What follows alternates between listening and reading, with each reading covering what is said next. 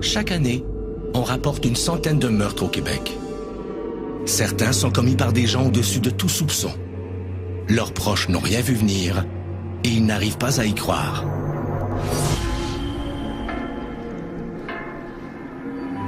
Il avait trouvé l'emploi de sa vie. Il avait trouvé l'amour. Et personne n'aurait pu prévoir là, ce qui est arrivé.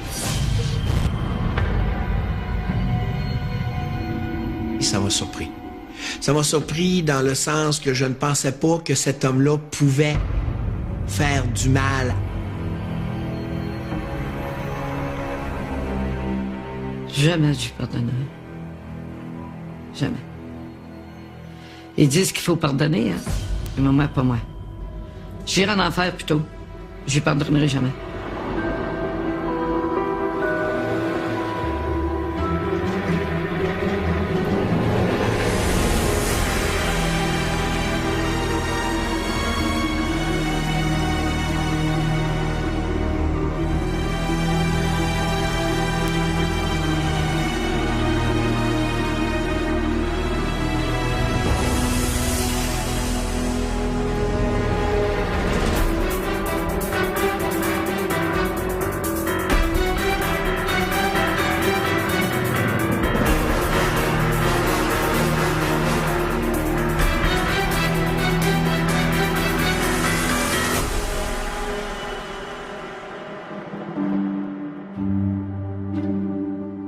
Le 21 octobre 2004, à Sainte-Foy, dans la ville de Québec, deux petites filles s'apprêtent à partir pour l'école. Dans toutes les autres maisons du quartier, les voisins s'adonnent à leur routine matinale. Mais chez les deux fillettes, la routine du matin est différente.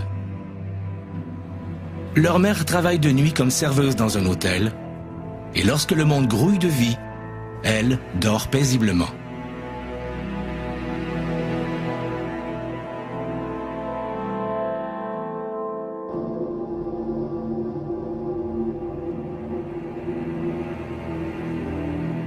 Ce matin-là, les petites embrassent leur mère qui, épuisée par les longues heures à servir des clients, se couche aux côtés de son conjoint, Eustachio.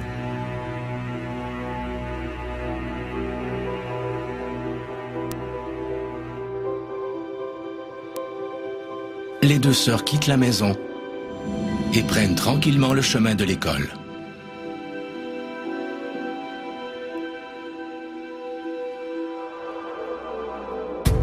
Trois heures plus tard, lorsque les filles reviennent de l'école pour dîner à la maison, Eustachio les attend. Monsieur les récupère à la porte. Il quitte avec les filles, leur disant qu'il les amène manger au restaurant. Les petites aimeraient aller embrasser leur mère, mais Eustachio leur dit qu'elle est partie faire des courses.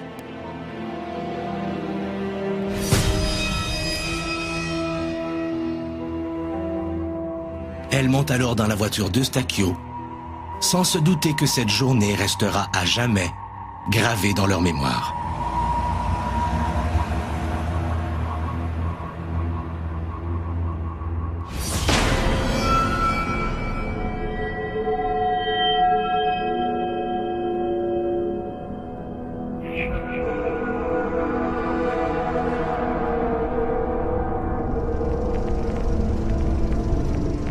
Chantal Deschênes naît le 7 avril 1972 à Cap-Rouge. C'est une enfant modèle qui fait la fierté de ses parents.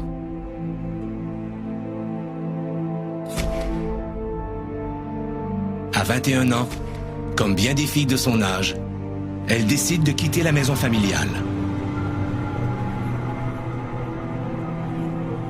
Elle m'appelle, elle dit, grand-maman, je m'en vais en appartement. J'ai dit, ah oui? Ben, j'ai dit, mon Dieu, t'es encore jeune.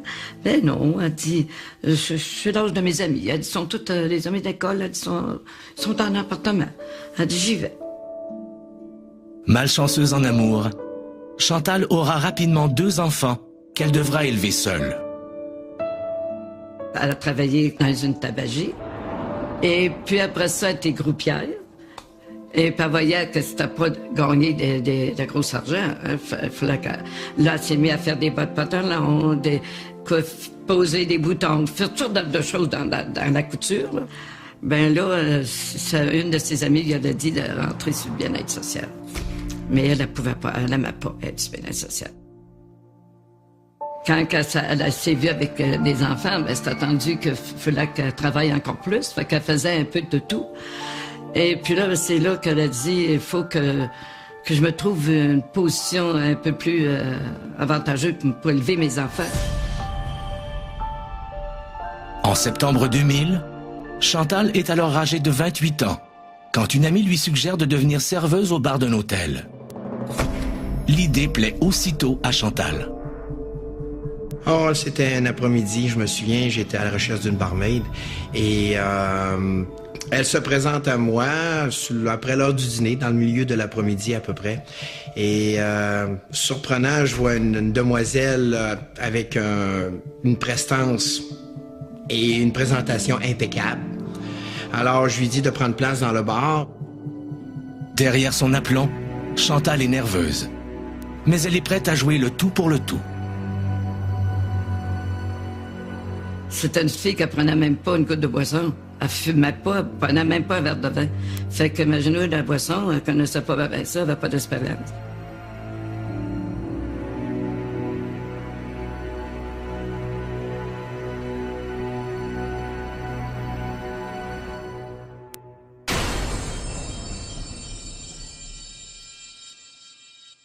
Elle dit, je suis monoparental, j'ai 2 enfants et je suis sur le BS. Et en plus, je suis couturière. J'ai aucune expérience.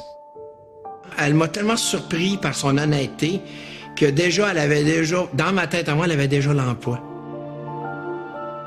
Serge est touché par la sincérité de Chantal et y voit l'opportunité de faire une différence positive dans la vie de la jeune femme. Et je sais qu'elle m'a dit aussi que je lui donnais la fierté, qu'elle devenait indépendante. Je lui donnais plus qu'un emploi. Je lui donnais beaucoup d'autres choses. L'indépendance d'être capable de s'occuper de ses filles, de leur amener de la nourriture, de les habiller. Parce qu'elle avait eu de la misère avant. Elle avait essayé, elle m'avait dit qu'elle avait essayé avant d'avoir des emplois. Elle n'avait pas été capable de les avoir parce qu'elle n'avait pas d'expérience. Mais moi, j'ai tout le temps dit, si tu donnes pas une chance à quelqu'un une fois, comment veux-tu que la personne s'améliore? Tu l'essayes, tu n'as rien à perdre et tout à gagner. C'était une personne qui voulait apprendre. En moins de quelques mois, Chantal réussit à exercer aisément son métier et son exceptionnel charisme attire rapidement de nouveaux clients. Quand elle arrivait derrière le bar se remplissait alentour d'elle, c'était juste des hommes. C'était rempli d'hommes. C'était clair, net et précis, des hommes d'affaires, des hommes qui venaient faire, mettons, des fois des livreurs qui avaient fini leur chiffre, qui s'en venaient là, ou qui restaient à l'hôtel, venaient s'asseoir pour parler avec Chantal. Et c'était leur barmaid. Chantal redouble d'ardeur pour obtenir l'horaire qui lui permettra de gagner le plus d'argent possible. Rapidement, on lui offre les soirs et les fins de semaine. Chantal accepte l'offre, mais doit alors faire garder ses 2 filles. Chantal, c'était une amie de travail également, en partant. Une bonne collègue de travail. Elle était aimée de tout le monde. Elle, ses enfants, c'était sa vie. Elle avait 2 grandes filles. Ses filles, elle s'en occupait de A à Z. Elle travaillait fort pour eux autres, parce qu'elle était toute seule à les faire vivre. À ce moment-là, Chantal travaillait avec moi. Je l'ai connue au travail. Elle travaillait intensément. Elle aimait son travail. Les clients l'aimaient. Puis Chantal, là, c'était très aimé tout le monde. C'était Chantal.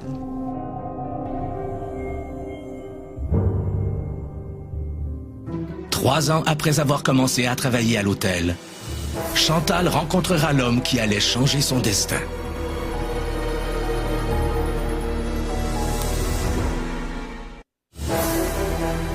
En 2000, après avoir connu des années où elle occupait des emplois précaires, Chantal Deschênes déniche un emploi de serveuse dans un hôtel de la ville de Québec. Elle se lie rapidement d'amitié avec ses collègues.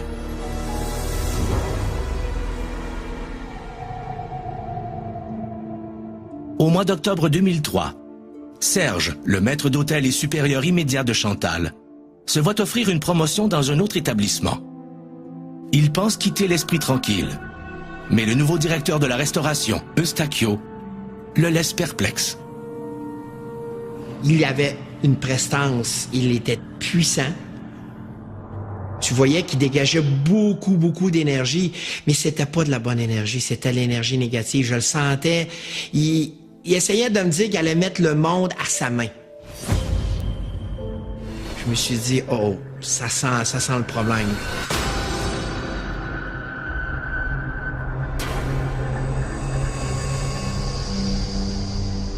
Eustachio est le benjamin d'une famille de 5 enfants. C'est un jeune homme sportif et de bon tempérament. Il était très social, très drôle, très comique, très bon imitateur. Alors, dans un party de famille, souvent, c'est lui qui était la personne qui nous faisait rire le plus. Et il adorait le monde, il adorait parler au monde. Il était très social. Eustachio occupe un poste de directeur de réception dans un club de golf, lorsqu'en octobre 2003, il a l'opportunité de réaliser un rêve.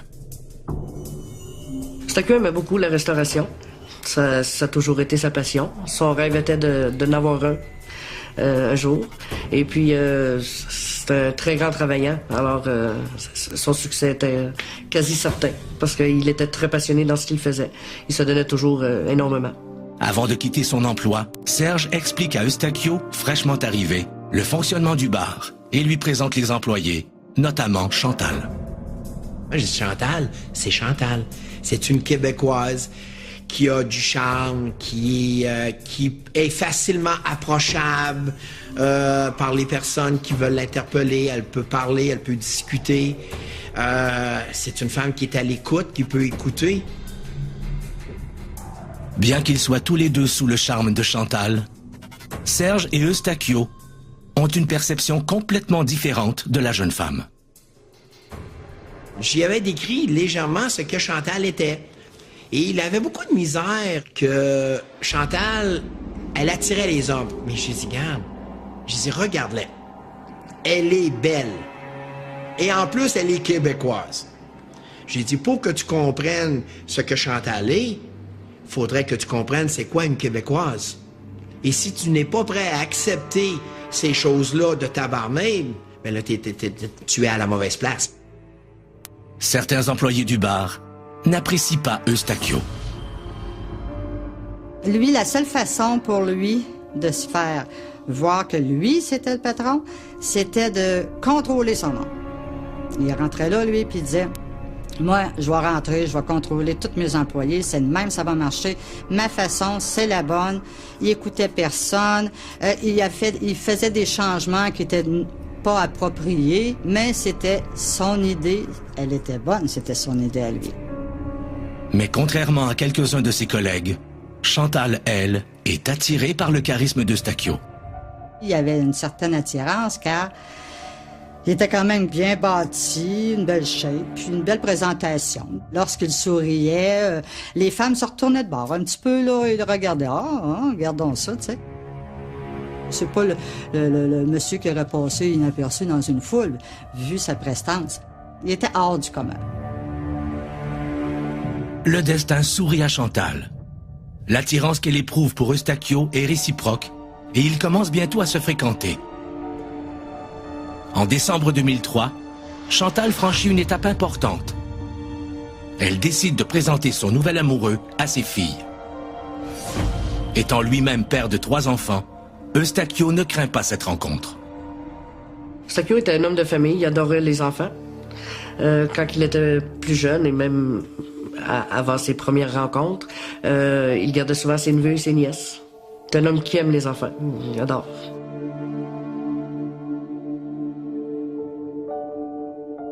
Eustachio vient de marquer un nouveau point auprès de Chantal.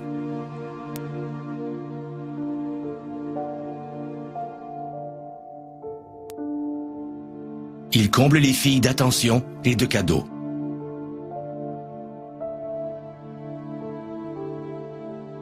Chantal a trouvé un père parfait pour ses enfants et son homme idéal.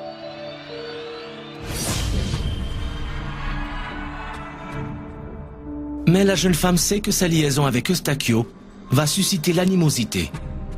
Car il est mal vu dans le milieu de la restauration d'avoir des relations entre patrons et employés.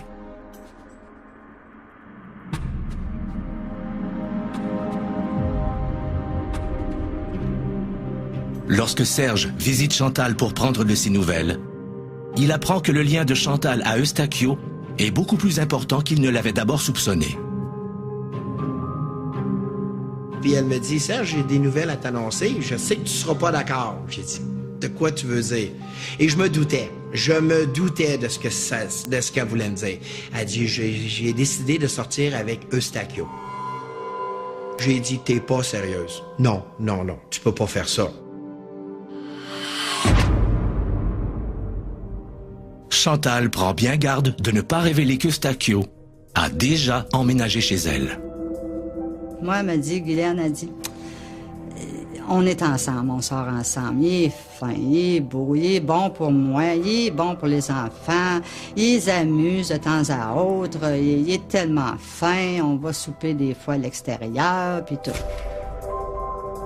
Les proches de Chantal voient sa relation avec Eustachio d'un mauvais œil et la mettent en garde. Je lui ai rappelé qu'une fois, j'avais dit que j'avais une ligne que moi, je ne dépassais pas. J'avais pas de relation intime avec mes employés. Je pouvais avoir une relation privilégiée, mais pas intime. C'était une ligne que je ne passais pas.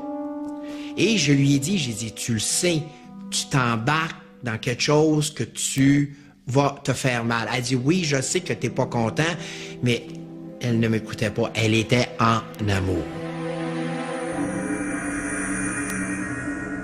Moi, je suis une personne qui a beaucoup de pressentiments. Et puis, je me suis sentie mal, le voyant. Puis, essayé pourtant de me dire bonjour, mais je suis une personne pourtant qui est joyeuse. Moi, j'aime bien les gens. Mais celui-là, je n'étais pas capable. Elle m'a demandé, après ça, le lendemain, l'impression que j'avais eue. Mais je n'étais toujours pas pour lui dire ça, là. Mais j'ai dit, oui, il me semble bien. C'est tout. Elle dit, mon Dieu, t'as pas fait trop d'effets? Elle dit, grand-maman, j'ai dit non. Si t'es bien, si tu penses d'être bien avec, tant mieux. J'ai dit, tu m'as demandé ce que j'en pensais. T'es libre de faire ce que tu veux. Le choix que tu feras sera le tien. Mais laisse-moi te dire que je suis encore vraiment désaccord de ce que tu fais là. Tu te mets dans une position que tu mets ton métier en danger, tu mets peut-être d'autres choses en danger et tu t'en rends pas compte.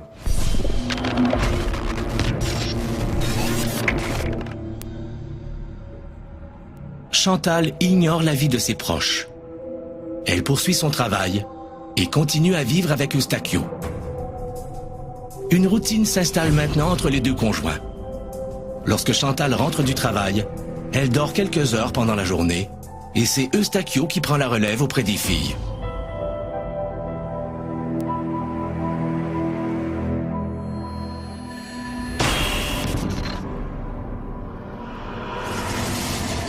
Le 21 octobre 2004, après 10 mois de fréquentation avec leur mère, Eustachio fait une surprise aux filles de Chantal en les amenant dîner au restaurant.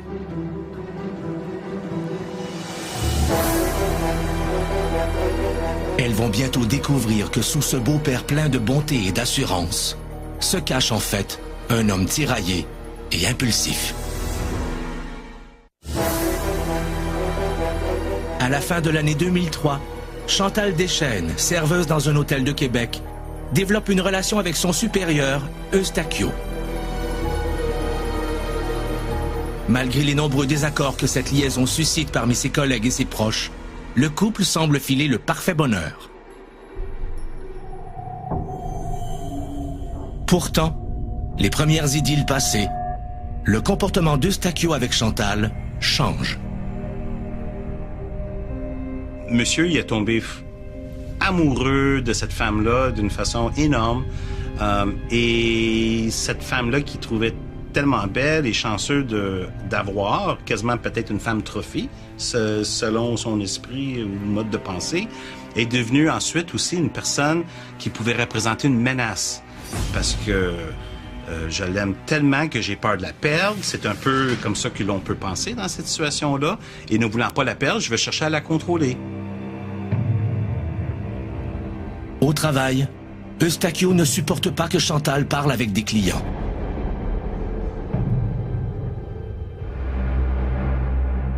Il n'hésite pas à être rude avec elle.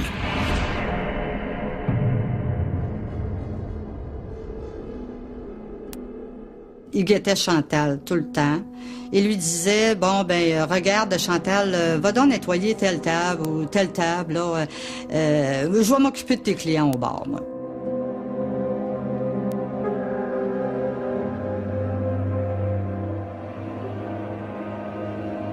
Au début, on dit, coudonc, ça va m'avancer dans mon travail, mais là, de plus en plus, il s'imposait. Il l'envoyait toujours faire des petits travaux autour. Elle, son travail, c'était de rester au bar pour garder ses clients. Là, elle s'est rendu compte à un moment donné qu'il était comme jaloux, possessif, il la manipulait comme il voulait. C'était son patron, elle l'écoutait, de peur qu'il arrive qu'elle perde son emploi. Elle commençait à avoir peur de ça, il fallait qu'elle travaille, alors à ce moment-là, elle acceptait, elle faisait tout ce qu'il lui demandait. Lorsque Chantal revient chez elle plus tard que prévu, Eustachio n'hésite pas à l'accuser d'avoir traîné volontairement à l'hôtel. Il la soupçonne de fréquenter d'autres hommes et ne peut en tolérer l'idée. Chantal lui assure qu'elle n'a aucune liaison secrète. Mais Eustachio ne la croit pas. Monsieur ne fait que entretenir à l'intérieur de lui un mode de pensée que madame va le trahir. Ça fait en sorte que ça crée beaucoup de frustration, la méfiance, la paranoïa. Et puis, tous ces sentiments-là a fait un cocktail, si on veut, là, propice à une explosion de colère énorme. La jalousie d'Eustachio dépasse toute proportion et provoque de plus en plus de scènes dans le couple. Parfois, Chantal le met même à la porte. Monsieur était très méfiant, il était très soucieux de ce que madame pourrait faire ou l'intérêt des autres hommes à son égard. Je pense que c'est important de tenir compte que tout ça relève probablement de lui et son intérieur. Lui, il s'est créé un scénario que madame, inévitablement, va probablement le tromper, d'où son besoin de la contrôler, puis de éviter toute situation ambiguë ou potentiellement propice à une tromperie là, dans sa tête. Chantal ne sait pas qu'après leur dispute, Eustachio court se réfugier chez son ex-femme. Malgré qu'il ne vive plus avec ses 3 enfants, Eustachio s'attendrit en leur présence. Et son ex-conjointe tolère alors qu'il reste auprès d'eux.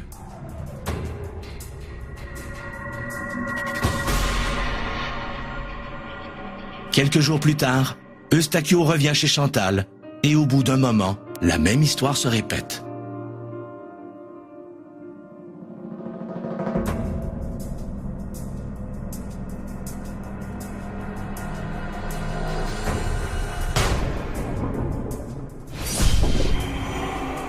Après quelques disputes, Chantal décide que le manège a assez duré.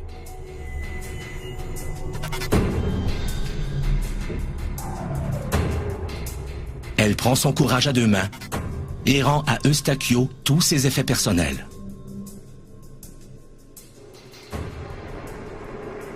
Mais ce dernier refuse de rompre. Et mon frère était méconnaissable. Je le reconnaissais pas. Il avait détérioré énormément. Alors, je lui ai demandé c'était quoi le problème. Il m'a dit qu'il était plus capable de prendre de pression. C'était trop. Il était plus capable de subir les chicanes entre lui et Chantal. Et que... il voulait de l'aide. Sous les conseils de sa sœur, Eustachio décide de consulter un médecin. Monsieur, il consultait un médecin, il parlait de sa dépression ou des symptômes de dépression. Je comprends qu'il a consulté brièvement aussi un psychothérapeute. Alors, il s'agit d'un homme qui qui travaille un grand nombre d'heures, qui est épuisé par cette énergie-là que ça nécessite, sans compter l'énergie mentale qui va vers ces crises de jalousie, puis ces inquiétudes constantes.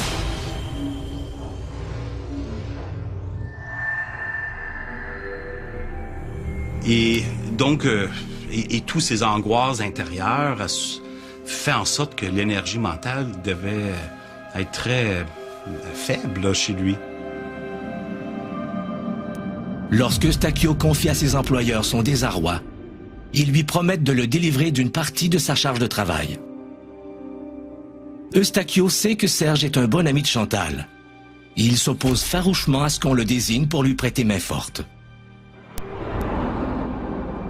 Mais ses employeurs réussissent à lui imposer ce choix. Chantal, elle, ne peut être plus heureuse lorsqu'elle apprend la nouvelle. J'ai reçu un appel me disant que je rentrais à l'ouvrage le dimanche d'après. Le mardi, j'appelle Chantal et je lui annonce que je reviens à l'hôtel. J'ai senti une joie dans sa voix. C'est vrai, tu reviens? J'ai dit, oui, je reviens. Et là, elle me répond, j'ai peur pour toi. J'ai dit, garde, j'arrive pas là comme un sauveteur. J'arrive là pour éteindre des feux.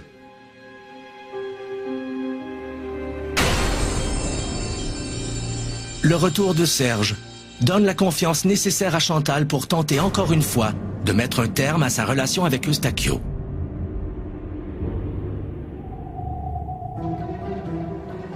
Mais Chantal ne se rend pas compte de l'état d'esprit fragile dans lequel se trouve Eustachio et du danger qu'il peut représenter pour elle.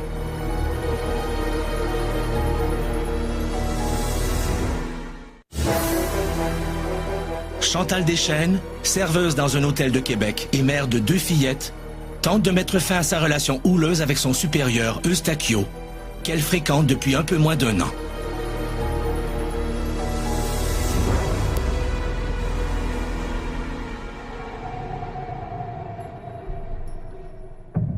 D'abord romantique, la relation entre Chantal et Eustachio tourne de plus en plus au vinaigre, laissant la place à la jalousie et aux disputes.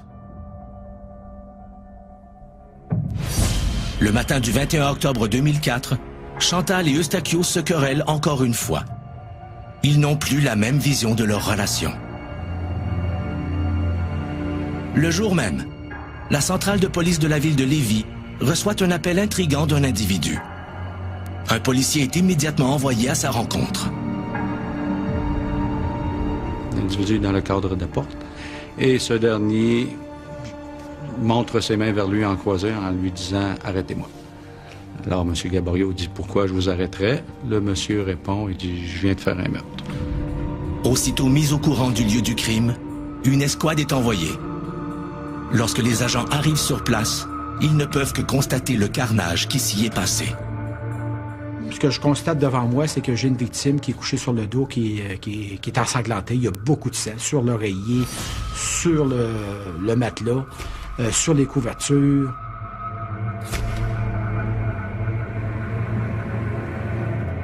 Les techniciens en scène de crime continuent leur analyse afin de déterminer comment la victime a été tuée. Cette scène-là parlait beaucoup, de par, au départ, les traces de sang dans la cuisine qui se dirigent vers un tiroir, où le tiroir, la poignée blanche, c'est rouge. On saura par la suite que c'était tout du sang qui appartenait à la victime. La victime est rapidement identifiée. Il s'agit de Chantal Deschênes. Et la violence dont elle a été victime bouleverse même les spécialistes les plus aguerris. Il y a une blessure directement au front, on pourrait dire ici, qui fait une forme de Y. C'est vraiment un Y. La peau est fendue en Y, comme la lettre Y. Ça indique que, probablement qu'il y a eu un objet contondant qui a fait impact à cet endroit-là. Une autre chose aussi qui fait qu'on peut comprendre ce qui s'est passé, c'est qu'elle a beaucoup d'érosion au menton. L'érosion, là, c'est rouge, rouge, rouge. Ça, c'est typique à une femme qui a été étranglée. L'enquêteur aidé par le spécialiste en scène de crime, parvient à reconstruire le fil des événements qui a conduit au meurtre de Chantal Deschênes. La veille, le 20 octobre, lorsque Chantal revient du travail, Eustachio, toujours réveillé, l'attend au lit. Elle lui annonce alors qu'elle a décidé de rompre et que cette fois, elle ne reviendra pas sur sa décision. Madame lui aurait annoncé qu'elle voulait le quitter, ce qui était probablement son pire cauchemar. Et son incapacité d'accepter cette situation-là et de croire en lui que c'est malheureux, c'est une relation qui n'est pas faite pour durer, je vais passer à autre chose, mais pour lui, ça a été carrément la fin du monde, je soupçonne. Chantal a peur de la réaction d'Eustachio à l'annonce de leur rupture. Et pour éviter toute querelle qui risquerait de réveiller ses filles, elle accepte qu'Eustachio reste à dormir.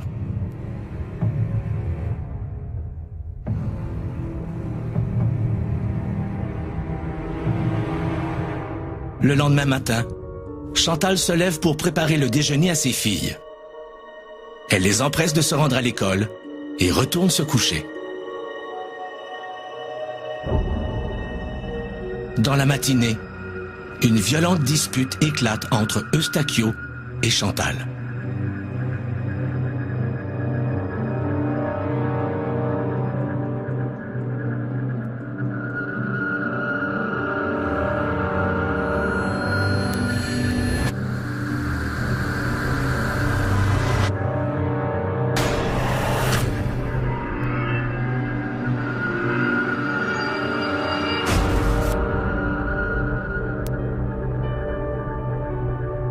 Eustachio quitte la chambre et revient avec un marteau.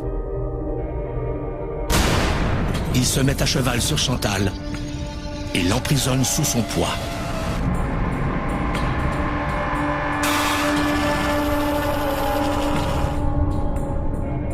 Le marteau avait possiblement servi pour étrangler la victime et qu'il y avait tellement eu force qu'elle avait pu casser à l'impact.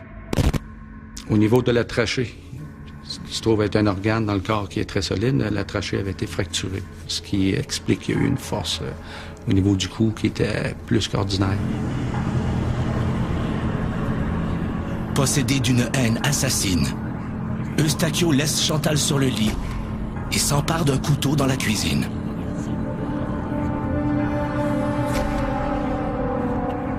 Lorsqu'il revient dans la chambre, Eustachio assène plusieurs coups de couteau à Chantal.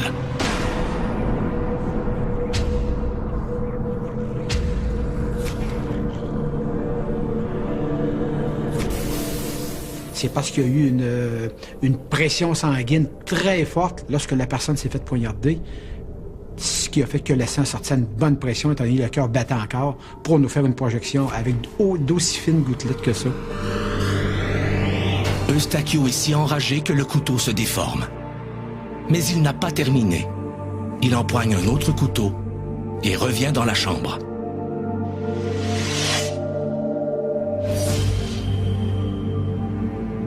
Il y a eu une autopsie qui a été pratiquée sur le corps de la victime par la docteure Annie Sauvageau. Et avec ces éléments d'enquête retrouvés sur la scène et puis son examen, elle, sur le corps, elle a constaté aussi plus 15 impacts au niveau du thorax et de l'abdomen qui ont été faits par les couteaux. Et puis 13 de ces impacts-là étaient mortels.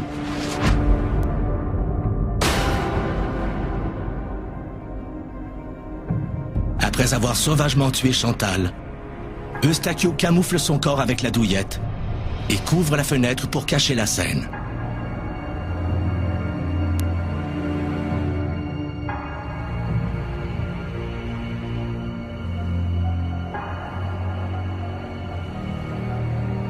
Il enlève ensuite son chandail souillé de sang et en enfile un propre. Il est maintenant 11 heures et les deux filles de Chantal sont sur le point de revenir de l'école pour dîner. Eustachio intercepte les deux filles avant qu'elles ne puissent rentrer chez elles. Ce qu'on apprend de l'enquête, c'est qu'effectivement, M. qui est avec les deux filles à bord de son véhicule et il se rend sur la Rive-Sud.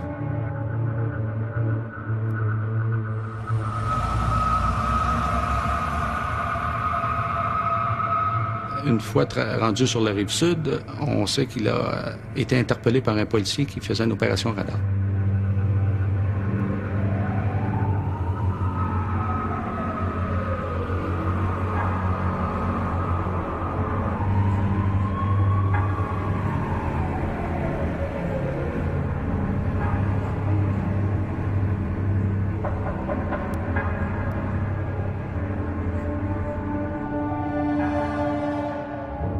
Le policier s'approche du véhicule d'Eustachio et commence à le questionner. Mais il ne peut se douter qu'il a un meurtrier sous les yeux.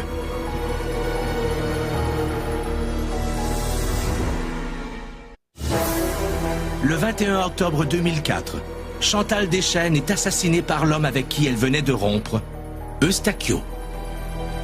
Un policier l'intercepte pour excès de vitesse, alors que les deux filles de Chantal sont dans sa voiture.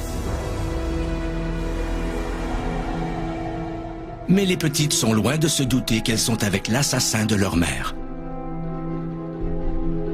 Suite à l'interception pour le biais d'infraction, M. quitte et se rend chez son ex-conjointe. À cet endroit, il descend quelques minutes pour rencontrer son ex-conjointe et lui parler. Elle constate à ce moment-là qu'il est nerveux et tout ça. Il dit, garde, j'ai les deux filles avec moi, mais je vais revenir te voir tantôt, est-ce que tu vas être là? J'ai quelque chose à te dire, c'est important. Eustachio amène alors les deux filles au restaurant. Il les laisse à l'école avant de retourner chez son ex-conjointe, à qui il confie avoir tué Chantal.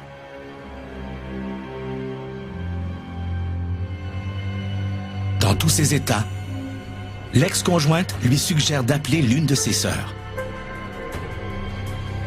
À son tour, cette dernière lui conseille de contacter son frère.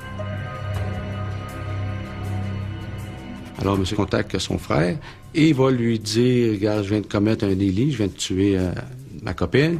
Là, je me demande qu'est-ce que je fais. Est-ce que je me sauve de la police ou si je me rapporte? Alors, son frère va lui dire, regarde, tu vas prendre tes responsabilités et tu appelles la police.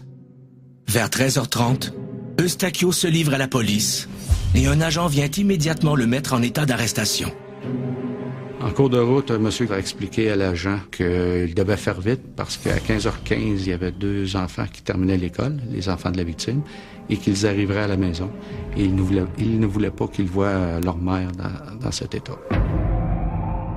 Dans les heures suivant l'arrestation d'Eustachio, la nouvelle se répand dans les médias. En prenant une nouvelle, j'entends dire à Sainte-Foy, une jeune femme, mère de deux enfants qui s'est fait assassiner. Je vois la maison, puis je reconnais la porte, hein, la maison. Là, je tape plus moi, là, ni mon mari, là. On n'avait même pas barré nos portes, on a parti, on a monté là-bas. Il n'y avait rien à faire là, pour les stops, hein, comme deux fous. Ça a été la pire chose qui m'est arrivée dans ma vie. J'ai eu un téléphone venant d'un employé qui était encore là, à ce moment-là. L'employé me téléphone le soir, c'est-à-dire à l'heure du souper, me disant « Es-tu assise? » J'ai dit « Ben voyons donc, qu'est-ce qu'il y a? » Elle dit « Assis-toi, j'ai quelque chose à te dire. » Elle dit « Chantal s'est fait tuer par Stack. » Le lendemain même du drame, Eustachio est formellement accusé de meurtre au 2e degré. Dans l'attente de son procès, il est incarcéré à la prison d'Orsainville. Je suis allée aux sources, je suis allée voir les filles, à savoir comment ça s'était produit. Là, ça passait aux nouvelles, ça passait dans les journaux. Je le croyais pas, ça avait pas de bon sens. Être dégueulasse comme ça, c'est pas rien qu'un coup de fusil, là.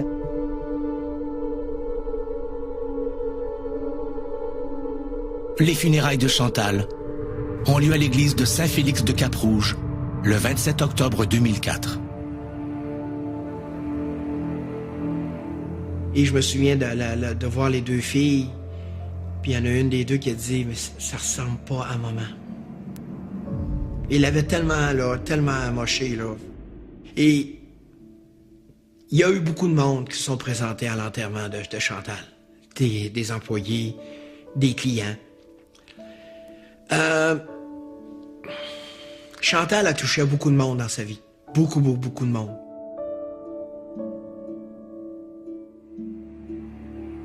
Le 6 décembre 2006, plus de 2 ans après le meurtre, le procès d'Eustachio s'ouvre au Palais de justice de Québec. Il plaide non coupable à l'accusation de meurtre non prémédité qui pèse contre lui. Le procès en question, c'était difficile parce que on entendait les commentaires de pathologistes, les policiers, tous les gens que vraiment c'était dans son entourage, témoigner à leur façon, qu'est-ce qu'ils ont vécu, qu'est-ce qu'ils ont connu d'elle. Tu voyais la bonté de Chantal et le côté inhumain de l'autre. Alors, ça a été très difficile, mais je tenais à y assister jusqu'à la fin. Les proches de Chantal Deschênes ne doutent pas de la culpabilité d'Eustachio. Mais ses avocats comptent bien semer le doute dans l'esprit du jury en plaidant la légitime défense.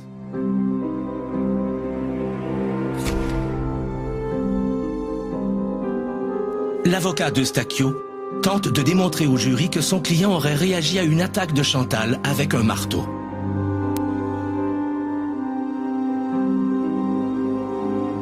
Une expertise a été demandée. Un docteur orthopédiste, le docteur Beaupré. Et lui, il a analysé les radiographies qui avaient été prises de la main de monsieur le soir des événements à l'hôpital. Et lui en est venu à la conclusion que c'est impossible que ce soit une légitime défense parce qu'il attribuait la blessure à la blessure du boxeur. Ils disent que quand on a une blessure qui touche la dernière jointure de la main, c'est une blessure qui est provoquée par un coup de poing qui est donné sur une surface dure. Il dit que c'est impossible qu'on se défende de manière à présenter les jointures vers le marteau. Cette thèse est balayée par la procureure de la Couronne, qui relate les déclarations faites par Eustachio après le meurtre. Suite au meurtre, il y a eu un sentiment de soulagement qui s'est installé en lui, se traduisant par une remarque aux policiers où vous aurez fait la même chose que moi, comme si c'est une réaction très normale et justifiée, pour ensuite être sûrement suivi par une réalisation que ça n'a pas de bon sens ce qu'il a fait et trouver un moyen de se défendre dans sa cause, en justifiant qu'il avait fait un blackout ou il y a eu un blanc de mémoire, que madame a provoqué en lui une réaction monstrueuse qui l'a amené à agir comme il a fait. Le 15 décembre 2006, le jury composé de 10 hommes et 2 femmes commence ses délibérations. Le lendemain matin, le verdict tombe. Eustachio est reconnu coupable du meurtre non prémédité de Chantal Deschênes. Il est condamné à l'emprisonnement à perpétuité, sans possibilité de libération conditionnelle, avant 15 ans. Il n'a pas juste tué une femme, mais il a tué aussi une mère de 2 enfants. Cet homme-là ne mérite pas de sortir. Un enfant qu'on perd, c'est un enfant, hein?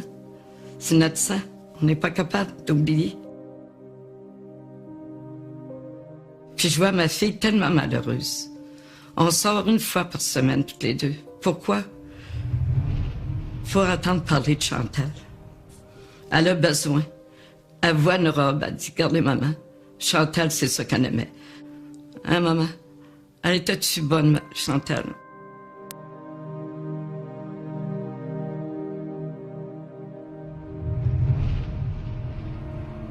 Je l'écoute pour la soulager. Elle a besoin de quelqu'un pour la soulager.